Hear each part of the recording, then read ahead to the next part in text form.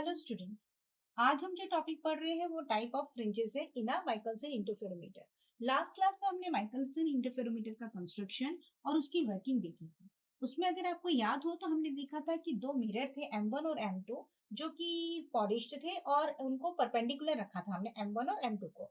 और उसके कारण हमारे पास दो प्लेट्स भी थी जो ग्लास प्लेट्स इक्वल थिकनेस की थी, सेम मटेरियल की थी। उसमें से G1 जो प्लेट थी वो हमने पार्शियली सिल्वर पॉलिश्ड करी थी। और हमने ये भी देखा था कि एक वर्चुअल इमेज जो है M2 की बन रही थी G के कारण, G1 के कारण, ठीक है, वो M1 की वहां पर। तो उस कारण से अब किस तरीके की फ्रिंजेस मिलेंगी हमें, सर्कुलर मिलेंगी या स्ट्रेट फ्रिंजेस मिलेंगी, वो कंडीशन हम देख रहे हैं। तो पहली कंडीशन हमारी सर्कुलर फ्रिंजेस की। तो अगर हम बात करें, हमारे पास ये दो मिरर हो गए M1 और M2 जो अगर एग्जैक्टली म्यूचुअली परपेंडिकुलर है, या अगर मैं कहूं कि जो वर्चुअल इमेज बन रही है M2 की, जो M2 डैश कह रही हूं मैं, वो दोनों एग्जैक्टली एक दूसरे के पैरेलल, अगर मैं ये बोलूं कि बिल्कुल एग्जैक्टली ऐसे पैरेलल हैं, तो उनके बीच में क्या होगा, एक एयर फिल्म फॉर्मेशन हो जाएगा। और क्योंकि उन दोनों के बीच में एयर फिल्म जो है उसकी थिकनेस क्या होगी, कांस्टेंट होगी, जिस कारण से हमें इंटरफेरेंस पैटर्न मिलेगा। अब इस बात के ऊपर डिपेंड करेगा कि पैटर्न सर्कुलर होगा या डिपेंड इस बात के ऊपर करेगा कि दोनों के बीच का पार्ट डिफरेंस क्या है। अगर मैं बोलूं तो ये M1 और M2 डैश क्या एक दूसरे के पैरेलल हो गए, और उनके बीच में यहाँ पर जो गैप है उसके बीच में, जैसे अगर मैं ये बोलूं ये दोनों एक दूसरे के पैरेलल और बीच में जो जगह खाली है वहां पर क्या है, आपका एयर है। और उसकी थिकनेस क्या होगी, कांस्टेंट है, क्योंकि अगर कर्वेचर होता जैसे अपन ने न्यूटन रिंग में बात करी थी, कर्व शेप है, तो क्या होगा, वैज शेप फ्रेम बनेगी। अभी हमारी क्या बन रही है, आपकी थिन फिल्म फॉर्मेशन हो रहा है जिसकी थिकनेस एक जैसी है। उस कारण से हमको इंटरफेरेंस एयर फिल्म से रिफ्लेक्ट बैक होकर बीम मिलेगी और हमको इंटरफेरेंस पैटर्न ऑब्जर्व होगा। वो जो इंटरफेरेंस है वो किस बात के ऊपर डिपेंड करेगा, वो पहला इस बात के ऊपर डिपेंड करेगा कि M1 और M2 डैश के बीच में सेपरेशन कितना है। दूसरा, हम जहां से देख रहे हैं, अगर आप यहाँ पे देख रहे होंगे ये फ्रिंजेस है और ये आपको दिख रहा होगा एंगल बन रहा है, ठीक है, ये थीटा थीटा डैश। तो आप ये जिस एंगल से देख रहे हैं, सबस्टेंड कर रहे हैं टेलीस्कोप पे, वो कितना है। अगर आप यहाँ से देख रहे हैं तो एंगल अलग है, यहाँ से देख रहे हैं तो एंगल अलग है। तो आप देखने का व्यू, उसका एंगल क्या है, उस बात के ऊपर डिपेंड करेगा। और दूसरी चीज इंक्लिनेशन, अगर ये दोनों पैरेलल नहीं है, कितने एंगल से इंक्लाइन करे हैं, तो उसके ऊपर भी डिपेंड करेगा। अभी हम सर्कुलर फ्रिंजेस की बात कर रहे हैं तो इसमें इंक्लिनेशन की जरूरत नहीं, नो इंक्लिनेशन यहाँ पर होगा। अब अगर मैं बात करूं कि पार्ट डिफरेंस कितना होगा, तो हमने पढ़ा था 2t cos of r plus lambda by 2 is equal to n lambda. Condition हमारी होनी चाहिए 2t cos of r plus n lambda by 2। अपन ने कंडीशन निकाली भी थी पिछली बार, ठीक है। तो ये हमारी कंडीशन है मैक्सिमा के लिए। तो अगर मैं बात करूं कि पार्ट डिफरेंस जो है उनका इस तरह से है, पार्ट डिफरेंस अलग अलग एंगल के हिसाब से क्या होगा, अलग अलग होगा। मतलब आप यहां से देख रहे हैं, इस थीटा एंगल से देख रहे हैं कि थीटा डैश एंगल से देख रहे हैं, इस बात के ऊपर डिपेंड करेगा कि पार्ट डिफरेंस कितना है। उसके अकॉर्डिंगली हमारा क्या कंडीशन बनेगी फॉर अ मैक्सिमा। अगर हमारी पार्ट डिफरेंस की कंडीशन जो है वो मैक्सिमा की कंडीशन को फुलफिल करती है तो हमें क्या मिलेगी, ब्राइट मिलेगा।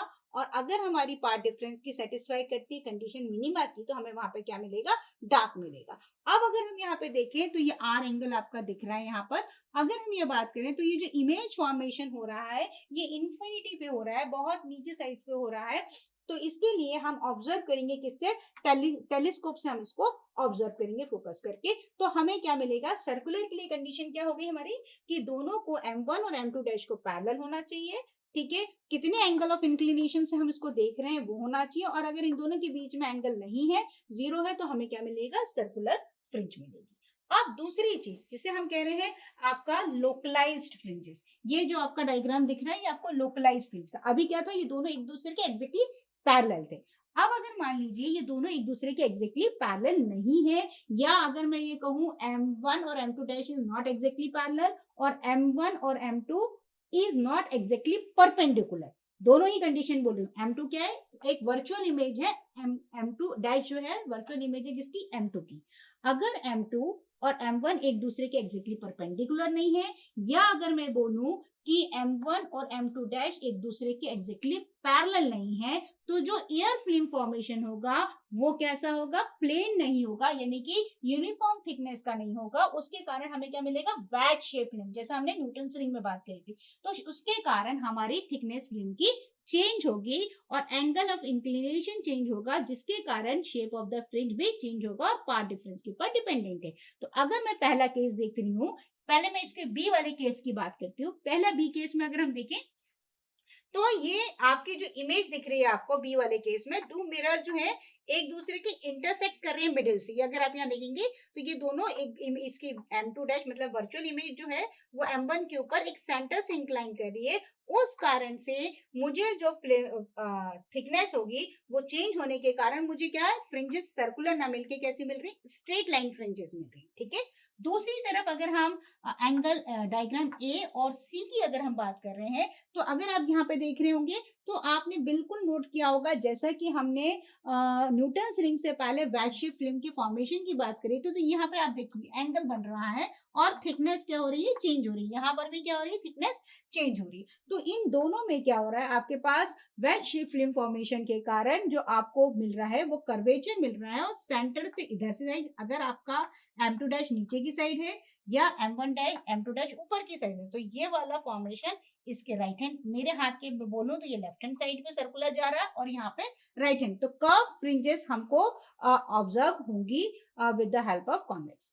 ठीक है, तो दो मिरर का इंक्लिनेशन बहुत इंपॉर्टेंट है when you are forming a localized film. तो अगर M1 और M2 डैश एक दूसरे के सेंटर से काट रहा है तो हमें कैसा मिल रहा है, स्ट्रेट लाइन मिल रहा है। और अगर ये काट नहीं रहा है, एक एंगल से इंक्लाइन कर रहा है, जैसा कि हमने वेज शेप फिल्म में फॉर्म करा था, तो हमारे पास यहाँ पर जो फिल्म्स बन रही हैं वो कैसी बन रही है आपकी, यहाँ पर एजेस पर यहाँ पे अगर देखें तो ये वेज, ये एंगल फॉर्मेशन हो रहा है, जिस कारण से हमें स्मॉल सर्कुलर फ्रिंजेस यहाँ पर हमको फॉर्म होती जा रही है विद अ डिफरेंट कंपैरेटिबिलिटी। ठीक है, अब हम ये देखेंगे कि अगर हम इसकी बात करें तो लोकलाइज व्हाइट लाइट फ्रिंजेस में अगर हम बात करें, मतलब मैंने अगर मोनोक्रोमेटिक सोर्स यानी सोडियम लाइट सोर्स को रिप्लेस कर दिया है with the white light source, तो क्या होगा। तो अगर मैंने लोकलाइज्ड व्हाइट फ्रिंजेस की बात करी, यानी तीसरा केस हो गया हमारा, तो मोनोक्रोमेटिक सोर्स को जब हमने सोडियम लाइट सोर्स को मोनोक्रोमेटिक सोर्स से रिप्लेस किया, तब हमें कलर्ड और कर्व्ड लोकलाइज फ्रिंजेस मिलेंगी, जिनकी एयर फ्लेम की थिकनेस थोड़ी थोड़ी सी स्मॉल थिकनेस की होंगी, और हमें फ्रिंज जो है जीरो थिकनेस की ऑब्टेन होगी, परफेक्टली डार्क एंड स्ट्रेट। और अदर फ्रिंजेस, क्योंकि एक व्हाइट कलर है तो उसमें 7 कलर्स होते हैं, तो उनके कारण क्या होगा, जो हमें फ्रिंजेस मिलेंगी वो कलर्ड मिलेंगी और एक दूसरे के ऊपर ओवरलैप हो जाएंगे। तो इसके कारण जो होगा वो यूनिफॉर्म फ्लेम इस जो मिलेगी हमें वो कैसी मिलेगी, थिक मिलेगी और यूनिफॉर्म इल्यूमिनेशन की मिलेगी। तो अगर मैं बात करूं कि लोकलाइज्ड व्हाइट फ्रिंजेस क्या है, तो मैं ये समराइज कर सकती हूँ कि मैंने मोनोक्रोमेटिक लाइट सोर्स को रिप्लेस किया व्हाइट लाइट सोर्स से, और उसके कारण मुझे कलर्ड और सर्कुलर लोकलाइज्ड फ्रिंजेस ऑब्टेन हुई, जिनके अगर मैं बात करूं तो एयर फ्लेम क्या होगी, जिनकी थिकनेस स्मॉल होगी, और हमें फ्रिंजेस ऑफ जीरो थिकनेस मिलेगी, फिर perfectly dark and straight fringes मिलेंगी, और दूसरी फ्रिंजेस मिलेंगी जो कि कलर्ड होंगी और ओवरलैप हो जाएंगी, क्योंकि हमें वेरियस कलर्स मिलेंगे। ठीक है, तो इस तरीके से हम 3 अलग अलग प्रकार की फ्रिंजेस ऑब्टेन कर सकते हैं with the help of a Michelson interferometer. Depend कि M1 M2 का के बीच का एंगल कितना है, परपेंडिकुलर है कि नहीं है, या इन दोनों के बीच में एंगल M1 और M2 डैश में एंगल क्या है, और ऑब्टेन हम किस एंगल से देख रहे हैं उसको, इस बात के ऊपर डिपेंडेंट है।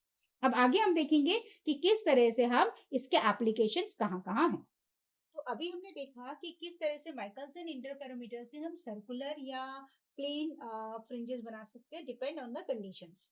तो माइकलसन इंटरफेरोमीटर का हम इस्तेमाल कहाँ कहाँ कर सकते हैं, तो पहली चीज हम माइकलसन इंटरफेरोमीटर से क्या है, किसी भी मोनोक्रोमेटिक लाइट सोर्स की वेवलेंथ को फाइंड आउट कर सकते हैं। दूसरा, अगर हमारे पास दो नाइबरिंग वेवलेंथ है जिनको हमें रिजॉल्व करना है, तो हम उनके difference between the two neighbouring wavelength resolution of a spectral lines भी हम डिटरमाइन कर सकते हैं। ठीक है, तीसरा हम कर सकते हैं refractive index and thickness of the various transparent, जो भी आपको मटेरियल दे रखा है, उसका ट्रांसपेरेंट मटेरियल दे रखा है उसकी थिकनेस हम निकाल सकते हैं, या हम उसका रिफ्रैक्टिव इंडेक्स निकाल सकते हैं। अगर आपको याद हो तो हमने YDSC में भी एक केस किया था जिसमें हमने ट्रांसपेरेंट माइकल उसके अंदर YDSC के अंदर हमने क्या एक ट्रांसपेरेंट शीट लगाई थी जिसकी हमने थिकनेस निकाली थी। तो उसी तरह से हम क्या है, माइकलसन इंटरफेरोमीटर से हम मटेरियल की रिफ्रैक्टिव इंडेक्स और thickness of the various transparent material निकाल सकते हैं।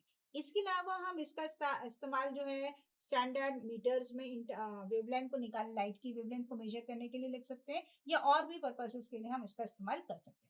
तो हमने पहला देखा कि माइकलसन इंटरफेरोमीटर को हम यूज कर सकते हैं the wavelength of a monochromatic light. तो पहला हम केस देख रहे हैं to determine the wavelength of a monochromatic light.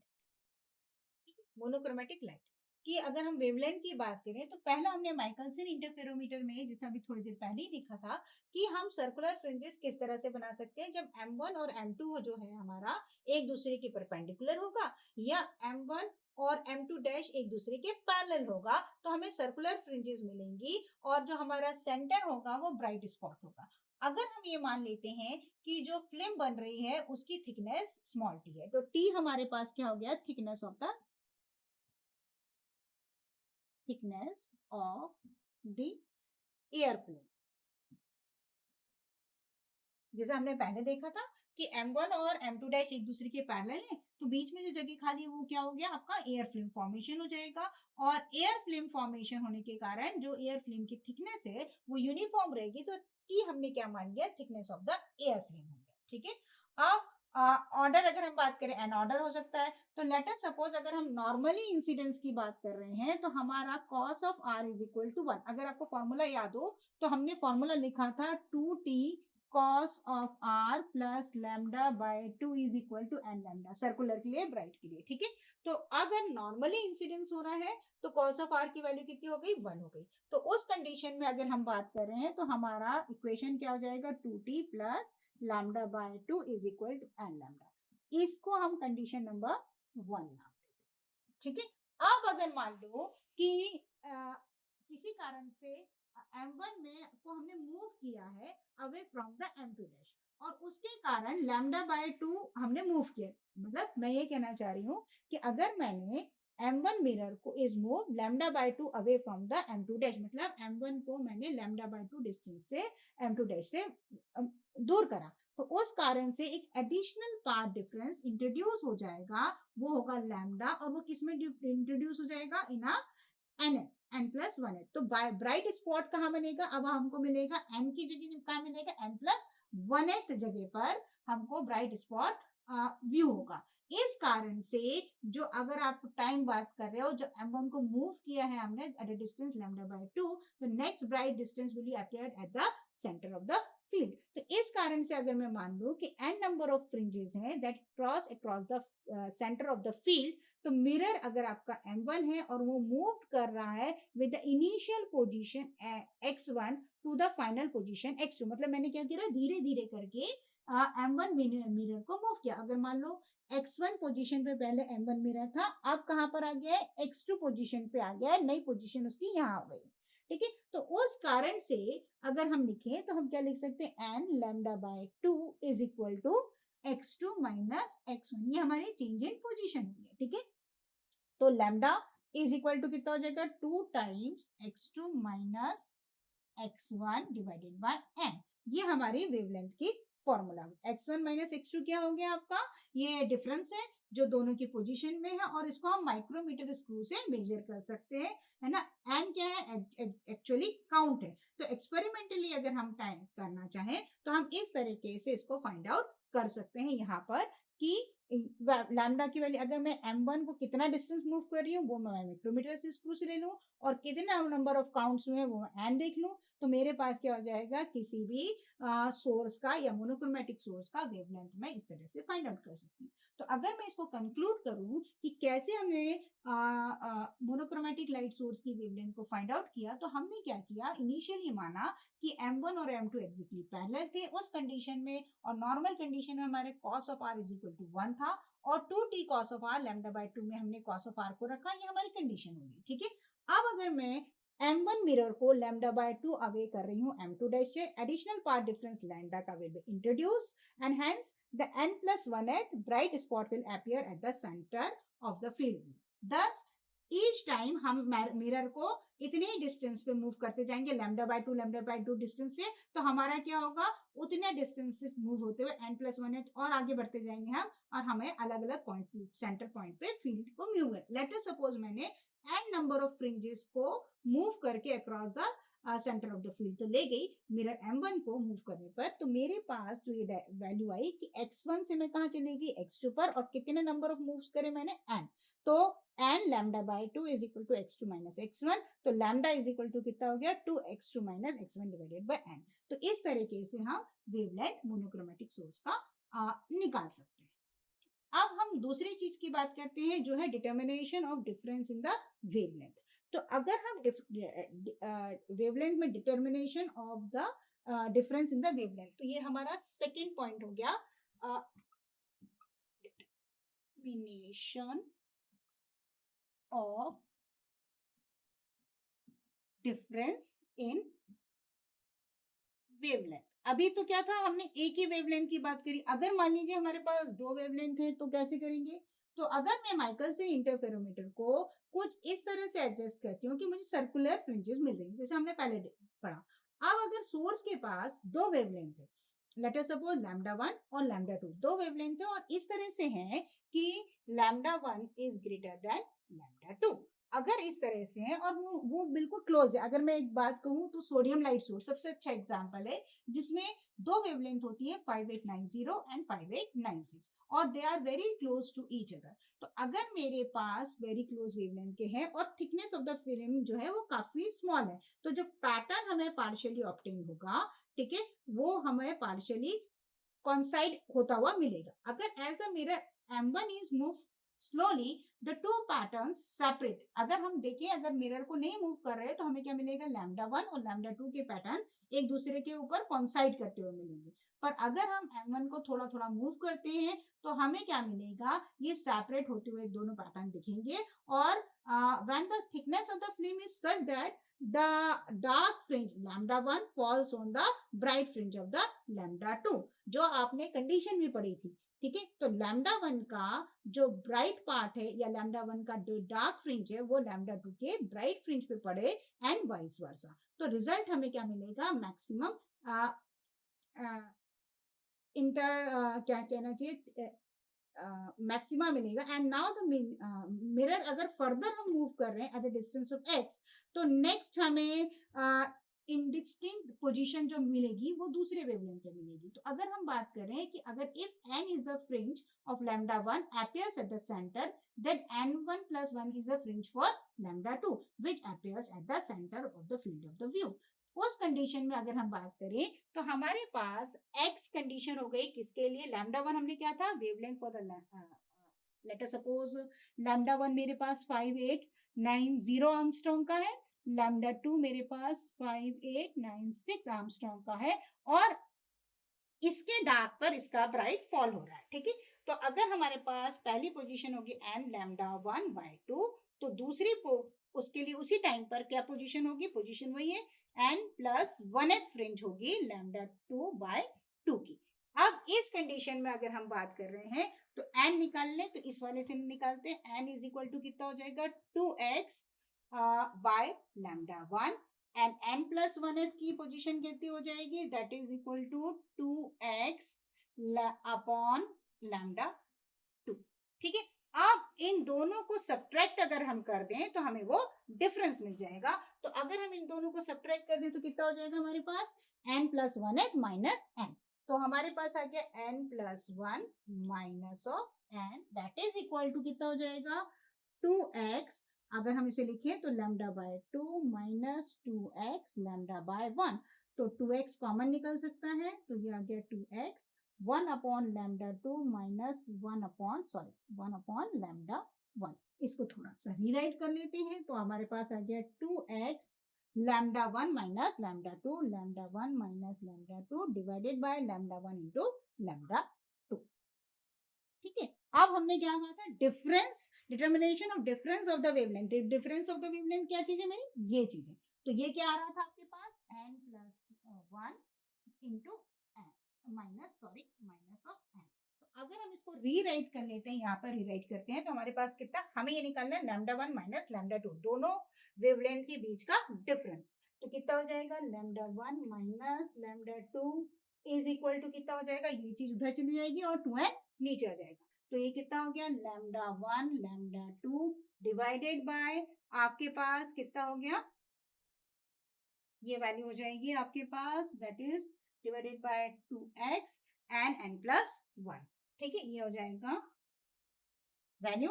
या आप उसको थोड़ा सा एवरेज के फॉर्म में लिखना चाहें तो ये हो जाएगा आपके पास n प्लस 1 माइनस n, या हम इसको लिख सकते हैं lambda average, that is lambda average divided by 2x n plus 1 minus n।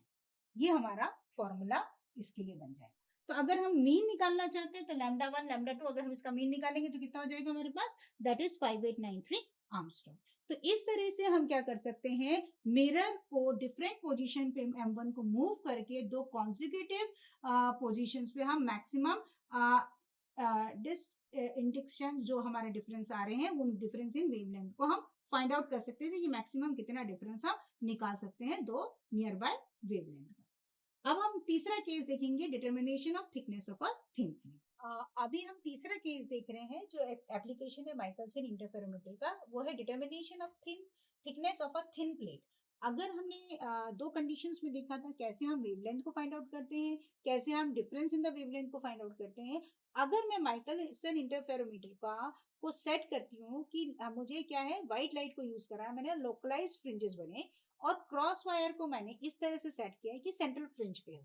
ठीक है, अब अगर मैं एक थिन प्लेट, अगर आपको याद हो तो ये इसका एक एग्जांपल हमने यूज करा था, नॉट माइकलसन इंटरफेरोमीटर में, हमने YDSC में यूज किया था जब हमने थिन ट्रांसपेरेंट प्लेट इंट्रोड्यूस करी थी एक S1 पाथ में, और उसके कारण हमने देखा था कि थिन प्लेट को इंट्रोड्यूस करने से फ्रिंज विड्थ पे कोई फर्क पड़ता है कि नहीं। उसी तरह से हमने यहाँ क्या किया कि क्रॉस वायर पर जब हमने सेंट्रल फ्रिंज को सेट किया, उसके बाद हमने एक थिन प्लेट को इंट्रोड्यूस किया एक इंटरफेयरिंग रे के बीच। मतलब अगर मैं दो रे बोल रहा हूँ 1 और 2, तो मैं लेटर सपोज मैंने 1 के बीच में के उसमें मेरा थिन प्लेट को इंट्रोड्यूस किया। अब उसके कारण जो थिन प्लेट हमने इंट्रोड्यूस करी है उसकी थिकनेस अगर मैं बोल दूं टी है, टी क्या हो गई आपकी, थिकनेस ऑफ द